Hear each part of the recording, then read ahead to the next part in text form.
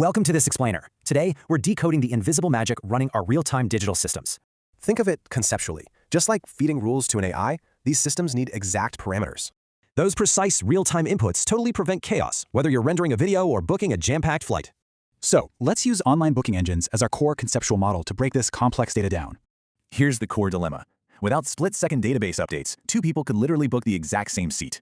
Sure, we get instant feedback and 24/7 access, but the server maintenance behind the scenes, incredibly expensive.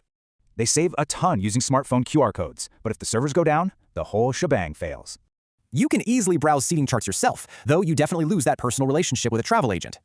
Now check this out. Theater booking systems demand exact, pinpoint seat selection from you, the user. You just punch in a date, highlight a specific seat right there on your screen, and hit confirm. Behind the scenes, the database frantically searches its records to verify those exact requested seats are open. If they are, the system acts like a giant digital lockbox, placing a temporary hold on your selection. This tags the seat as no longer available for everyone else, letting you safely finalize your decision.